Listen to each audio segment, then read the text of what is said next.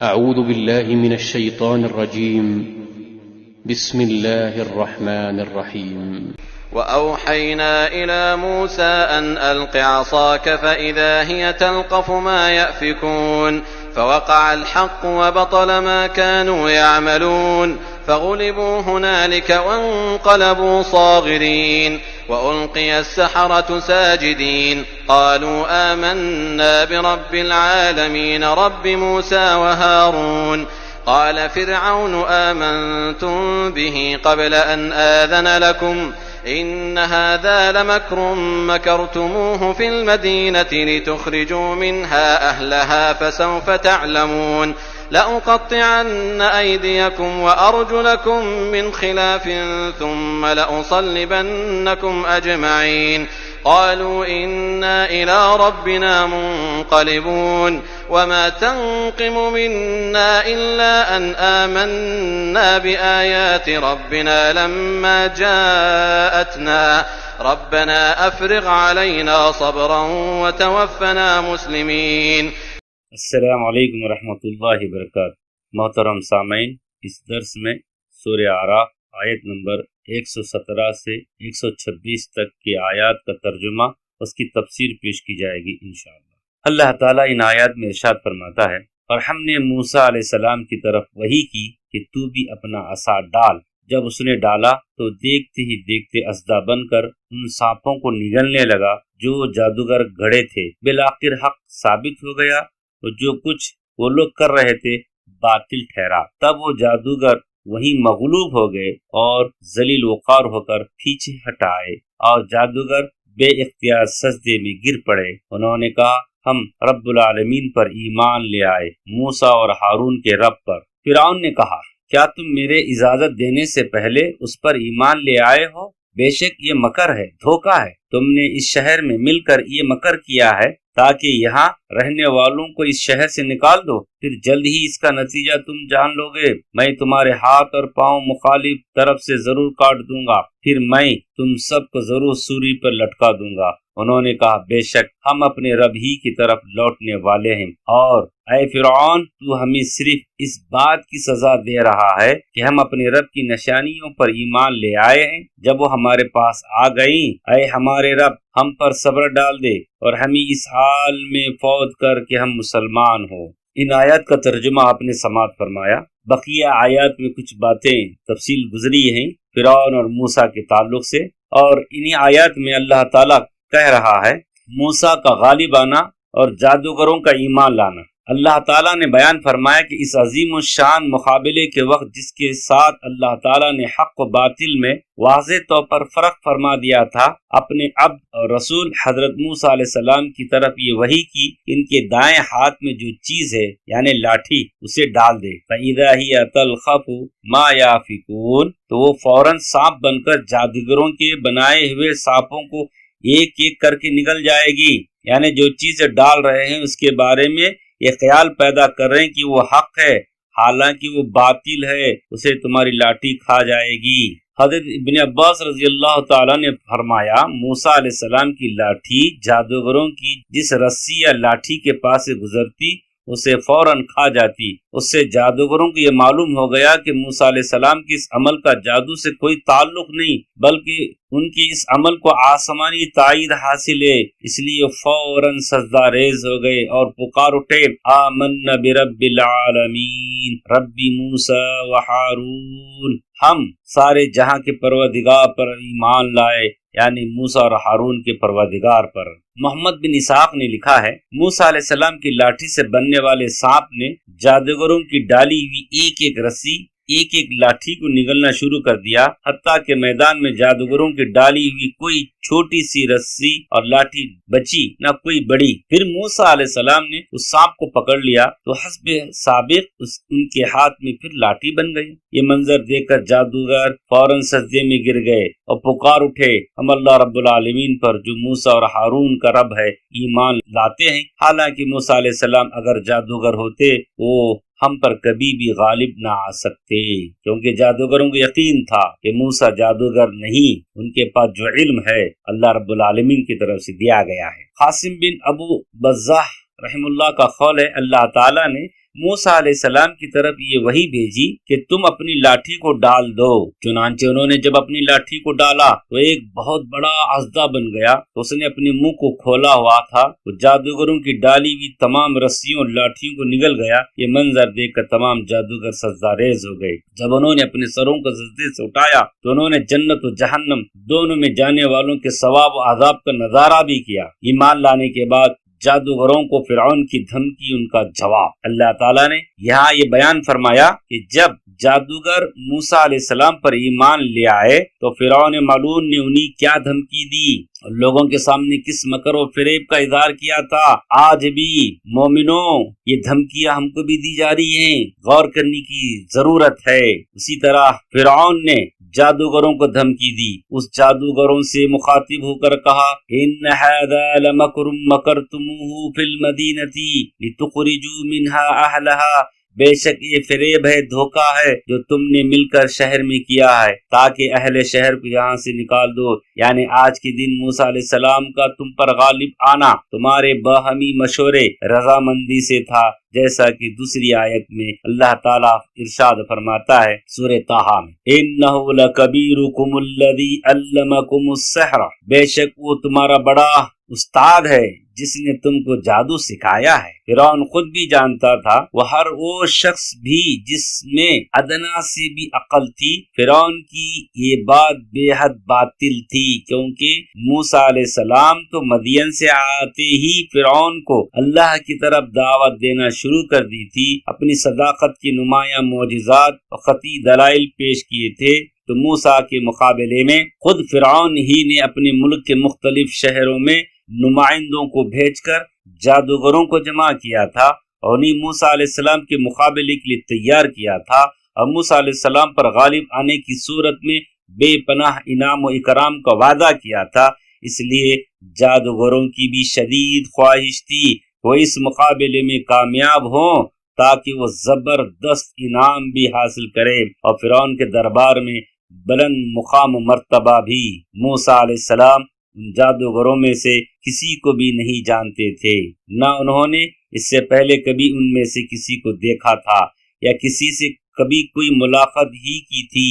فرعون کو بھی ان ساری باتوں کا علم تھا، لیکن اس نے اپنی حکومت کے کارکندوں جاہل عوام سے حقیقت کو چھپانے، انہیں مبتلا فریب کرنے کے لیے کہا تھا، جیسا کہ آج بھی ہمارے سیاسی رہنما حقیقت کو چھپا کر عوام کو گمراہ کر رہے ہیں۔ جیسا کہ اللہ تعالیٰ نے اس کی بابت فرمایا فَاسْتَخَفَّ قَوْمَهُ فَعَتَاهُ، تو اس نے اپنی قوم کی عقل مار دی، انہوں نے اس کی بات مان لی۔ فرعون کی قوم کائنات کے تمام لوگوں سے زیادہ جاہل اور گمراہ تھی کہ اس نے تو فرعون کی یہ بات بھی صحیح مان لی تھی کہ انا ربکم الاعلی۔ سورہ نازعات میں اللہ نے فرمایا کہ تمہارا سب سے بڑا مالک میں ہوں۔ فرعون اپنے آپ کو انا ربکم الاعلی کہتا تھا۔ صدی رحم اللہ اپنی تفسیر میں اپنی مشہور سند کے ساتھ حضرت ابن مسعود، حضرت ابن عباس، دیگر کئی صحابہ کرام سے اس آیت کریمہ ان ھذا لمکر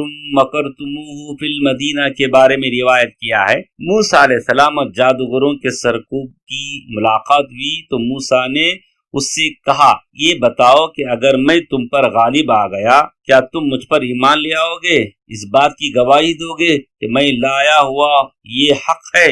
جادوگر نے جواب دیا کہ میں کل ایسے جادو کا مظاہرہ کروں گا کہ اس پر کوئی جادو غالب نہ آ سکے گا، لیکن اللہ کی قسم اگر تم مجھ پر غالب آ گئے تو میں تم پر بھی ایمان لے آؤں گا اور اس بات کی بھی گواہی دوں گا کہ تم جس دین کو لے کر آئے ہو یہ ایک سچا دین ہے۔ فرعون دونوں کی باتیں کرتے ہوئے اس وقت دیکھ رہا تھا، اسی وجہ سے اس نے کہا تھا ان ھذا لمکر مکرتموہ فی المدینۃ لتخرجوا منها اہلھا، یعنی تم اور وہ جمع ہو جاؤ، تمہیں حکومت اقتدار حاصل ہو جائے، یہاں کے اکابر اور سرداروں کو نکال دو، سارا تصرف اور اقتدار تمہیں حاصل ہو جائے۔ فسوف تعلمون، چنانچہ عنقریب تم معلوم کر لو گے کہ میں تمہارے ساتھ کیا سلوک کروں گا، تمہاری کیسی درگت بناؤں گا۔ پھر خود ہی اس نے اس کی وضاحت کرتے ہوئے فرمایا لَأُقَطِّعَنَّ أَيْدِيَكُمْ وَأَرْجُلَكُمْ مِنْ خِلَافٍ، میں پہلے تو تمہارے ایک طرف کے ہاتھ دوسری طرف کے پاؤں کو ضرور کاٹ دوں گا،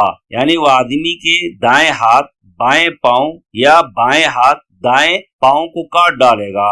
ثم لأصلبنکم اجمعین، پھر تم سب کو ضرور سولی چڑھا دوں گا۔ محترم سامعین، اس آیت پہ ان باتوں پہ آپ کو یاد آیا ہوا ہوگا۔ یہ بات باپ نے اپنے بیٹے سے کہا تھا، یعنی آزر نے حضرت ابراہیم علیہ السلام سے یہی کہا تھا کہ بیٹے ہم تم کو ضرور سولی پہ چڑھائیں گے اور مخالف سمت کی سزا دیں گے، یعنی ہاتھ ایک طرف کا ہاتھ دوسری طرف کا پیر، یہ سزاؤں میں سے بڑی خطرناک سزا ہوتی ہے۔ اسی طرح حضرت ابن عباس رضی اللہ فرماتے ہیں فرعون ہی وہ شخص ہے جس نے سب سے پہلے انسانوں کو سولی دی اور جانب مخالف سے ہاتھ پاؤں کاٹنے کی سزا دی۔ جادوگروں نے جواب دیا ان الی ربنا منقلبون، بے شک ہم تو اپنے پروردگار کی طرف لوٹ کر جانے والے ہیں، یعنی ہمیں یہ یقین ہو گیا ہے کہ ہم نے ایک دن اپنے پروردگار کی طرف لوٹ کر جانا ہے، اس کا عذاب تیرے عذاب سے زیادہ سخت ہوگا، اور تو ہمیں جس چیز کی دعوت دے رہا ہے اور جس جادو پر مجبور کر رہا ہے اس پر اس کی سزا تیری سزاؤں سے زیادہ شدید ہوگی، لہذا اللہ کی سزا تیری سزا سے سخت ہوگی، لہذا آج ہم تیرے عذاب کو صبر کے ساتھ برداشت کر لیں گے تاکہ کل اللہ تعالیٰ کے عذاب سے بچ جائیں۔ اسی لیے انہوں نے دعا کی اللہ کے دربار میں۔ آج بھی ہم کو یہ دعا کرنا چاہیے، اس پہ قائم رہنا چاہیے۔ ربنا افرغ علینا صبرا، اے ہمارے پروردگار ہم پر صبر و استقامت کے دہانے کھول دے، یعنی اس قدر صبر و استقامت عطا فرما کہ تیرے دین پر ثابت قدم رہ سکے۔ وتوفنا مسلمین، ہمیں اسلام کی حالت میں ہی فوت کرنا کہ ہم تیرے نبی حضرت موسیٰ علیہ السلام کی اتباع کرنے والے ہوں۔ اور فرعون کو جواب دیتے ہوئے انہوں نے کہا تھا، اللہ تعالیٰ نے سورہ طٰہٰ میں فرمایا فَاقْضِي مَا أَنْتَ قَاضٍ إِنَّمَا تَقْضِي هَٰذِهِ الْحَيَاةَ الدُّنْيَا إِنَّ آمَنَّا بِرَبِّنَا لِيَغْفِرْ لَنَا خَطَايَانَا وَمَا أَكْرَهْتَنَا عَلَيْهِ مِنَ السِّحْرِ وَاللَّهُ خَيْرٌ وَأَبْقَىٰ إِنَّهُ مَن يَأْتِ رَبَّهُ مُجْرِمًا فَإِنَّ لَهُ جَهَنَّمَ لَا يَمُوتُ فِيهَا وَلَا يَحْيَىٰ وَمَن يَأْتِهِ مُؤْمِنًا قَدْ عَمِلَ الصَّالِحَاتِ فَأُولَٰئِكَ لَهُمُ الدَّرَجَاتُ الْأُولَىٰ۔ ترجمہ، تو جو کچھ کرنے والا ہے کر گزر، تو جو کچھ بھی حکم چلا سکتا ہے وہ صرف اسی دنیا کی زندگی میں ہے۔ بے شک ہم اپنے پروردگار پر ایمان لے آئے تاکہ وہ ہمارے گناہوں کو معاف کر دے، اسے بھی جو آپ نے ہم پر زبردستی جادو کرایا، اور اللہ بہتر اور باقی رہنے والا ہے۔ بے شک جو شخص اپنے پروردگار کے پاس گنہگار ہو کر آئے گا تو اس کے لیے جہنم ہے جس میں نہ مرے گا نہ جیے گا۔ جو اس کے روبرو ایماندار ہو کر آئے گا اور عمل بھی نیک کیے ہوں گے تو ایسے لوگوں کے لیے اونچے اونچے درجے ہیں۔ محترم سامعین، دن کے ابتدائی حصے میں یہ لوگ جادوگر تھے مگر آخری حصے میں نیکوگار اور شہداء بن گئے۔ اسی طرح صبر کے تعلق سے آج کے دور میں ہم کو بھی جس طرح جادوگروں نے اللہ کے دربار میں ایمان لا کر دعا کی تھی وہی باتیں آج بھی ہم پر فٹ ہو رہی ہیں۔ اللہ کے نبی صلی اللہ علیہ وسلم نے کہا صبر سب سے بڑی خیر ہے، اس سے بہتر کوئی خیر نہیں۔ اور اللہ تعالیٰ نے نبی کریم صلی اللہ علیہ وسلم کو صبر کا حکم دیتے ہوئے فرمایا فاصبر کما صبر اولو العزم من الرسول ولا تستعجل لهم، سورہ اعقاف۔ آپ صبر کیجئے جیسا کہ اولو العزم پیغمبر صبر کرتے رہے اور ان کفار کے مقابلے میں جلدی نہ کیجیے۔ اور کہیں اللہ تعالیٰ نے ایمان والوں سے بھی مخاطب ہو کر فرمایا یا ایھا الذین آمنوا اصبروا وصابروا ورابطوا واتقوا اللہ لعلکم تفلحون، سورہ آل عمران میں۔ اے ایمان والو صبر کرو، پامردگی دکھاؤ، ہر وقت جہاد کے لیے تیار ہو، اللہ سے ڈرتے رہو تاکہ تم کامیابی حاصل کر سکو۔ اور اللہ تعالیٰ نے صبر کی اہمیت کو نماز کے ساتھ ملا کر بھی واضح کیا ہے سورہ بقرہ میں یا ایھا الذین آمنوا استعینوا بالصبر والصلاۃ ان اللہ مع الصابرین، سورہ بقرہ۔ اے ایمان والو تم صبر اور نماز کے ذریعے اللہ تعالیٰ سے مدد طلب کرو، یقین کر لو کہ اللہ تعالیٰ صبر کرنے والوں کے ساتھ ہے۔ اسی طرح سورہ آل عمران میں فرمایا واللہ یحب الصابرین، اللہ تعالیٰ صبر کرنے والوں سے محبت کرتا ہے، اور اللہ تعالیٰ صبر کرنے والوں کو بشارت دیتا ہے ان کا اجر و ثواب ضائع نہیں ہوگا۔ اسی طرح فرمایا سورہ یوسف میں انہ من یتقی ویصبر فان اللہ لا یضیع اجر المحسنین، جو شخص اس سے ڈرتا اور صبر کرتا رہے تو اللہ تعالیٰ نیکوکار لوگوں کا اجر ضائع نہیں کرتا۔ در حقیقت یہ بات یوسف علیہ السلام کی ہے جو انہوں نے ان بھائیوں سے کہی تھی جنہوں نے ان پر انتہائی ظلم کرتے ہوئے انہیں کنویں میں پھینک دیا تھا۔ حضرت یوسف علیہ السلام نے اس پر صبر کیا، پھر قید و بند کی صعوبتیں برداشت کی، آخر کر اللہ تعالیٰ نے صبر کے بدلے انہیں تخت مصر پر بٹھا دیا، ان کے بھائیوں کو ان کے دربار میں سوالی کے طور پر لا کھڑا کیا۔ تو محترم سامعین، ان آیات میں آج کے دور کو سامنے رکھتے ہوئے غور کیا جائے تو مومنین کے لیے، مومنات کے لیے صبر کی سخت ضرورت ہے۔ صبر کے ذریعے، نماز کے ذریعے اللہ کی مدد حاصل کرتے ہوئے، اولو العزم ارادہ رکھتے ہوئے، بغیر خوف کھائے ہوئے اپنی زندگی پر قائم و دائم رہنے کی کوشش کیجیے۔ اللہ سے دعا کیجیے کہ جس طرح نجومیوں نے اللہ سے دربار میں دعا کی کہ صبر اور ایمان، ہماری موت آئے تو ایمان پر آئے۔ آج ہم کو یہ دو چیزوں کی ضرورت ہے، صبر سے رہتے ہوئے ایمان پر ہمارا خاتمہ ہو۔ اللہ تعالیٰ سے ہم دعا کرتے ہیں کہ اللہ تعالیٰ جب تک ہم کو دنیا میں رکھے، صبر کے ساتھ، نماز کے ساتھ اللہ کی مدد طلب کرنے کی توفیق عطا فرمائے۔ ہماری موت آئے تو کلمہ شہادت نصیب عطا فرما، ہماری موت آئے تو اسلام پر آئے۔ السلام علیکم۔